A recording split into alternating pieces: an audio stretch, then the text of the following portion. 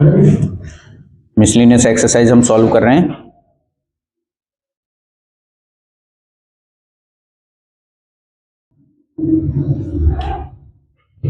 Chapter है differential equation और question number पर आ गए हम 10th पर। ठीक है, 10th क्वेश्चन में लिखा हुआ है solve the differential equation e raise to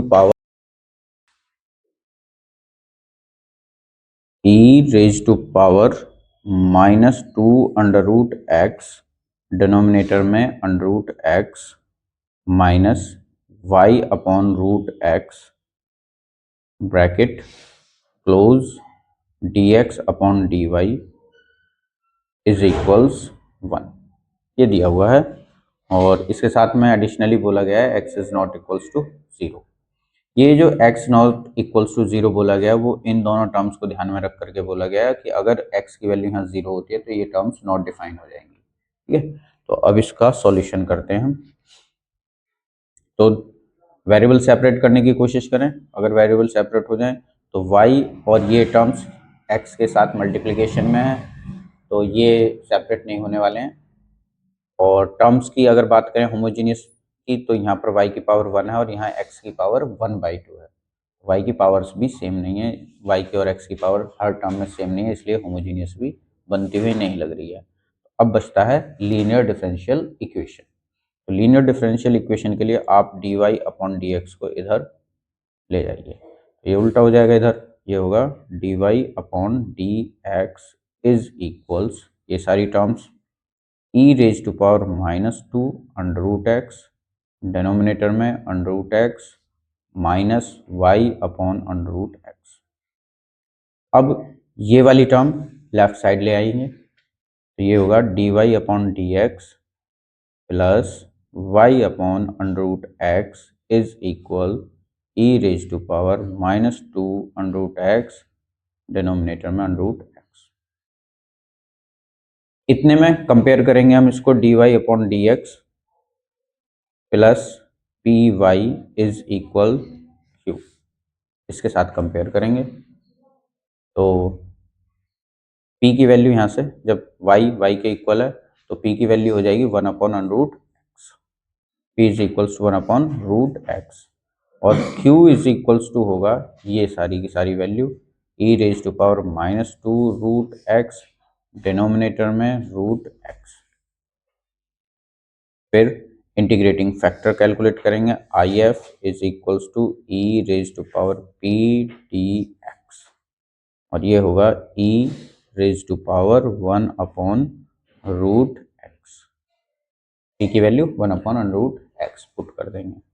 अब करना है इसका इंटीग्रेशन। ठीक है, 1 अपॉन रूट एक्स का इंटीग्रेशन। तो इसके लिए आप स्टेप्स चाहें तो ऐसे लिख सकते हैं x की पावर -1/2 और फॉर्मूला यूज करेंगे इंटीग्रेशन ऑफ x की power n which is equals to x raise to power n+1 upon में n+1, ये यूज करेंगे। तो यहाँ होगा e raise to power x की पावर -1/2 + 1 और -1/2 + 1, then e raise to power x की पावर जब यहाँ सब्ट्रैक्ट करेंगे तो 1/2 और ऐसे यहाँ पर सब्ट्रैक्ट करेंगे तो 1/2, इसको यहाँ मल्टीप्लाई कर लो, this will be e raise to power 2 under root x. Okay, ये हुआ integrating factor. Now complete solution के लिए,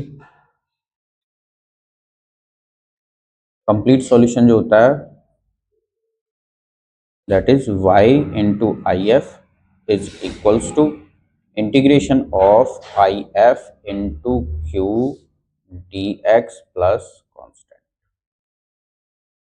वैल्यूज रखेंगे, if की वैल्यू अभी हमने कैलकुलेट की है e raise to power 2 under root x is equal ये again e raise to power 2 under root x, q की वैल्यू थी हमारे पास में, q की वैल्यू है ये, ठीक है, e raise to power -2 root x upon में रूट एक्स, इसको हम यहाँ पर पुट करेंगे तो ये होगा e raise to power -2 under root x upon में under root x d x plus constant.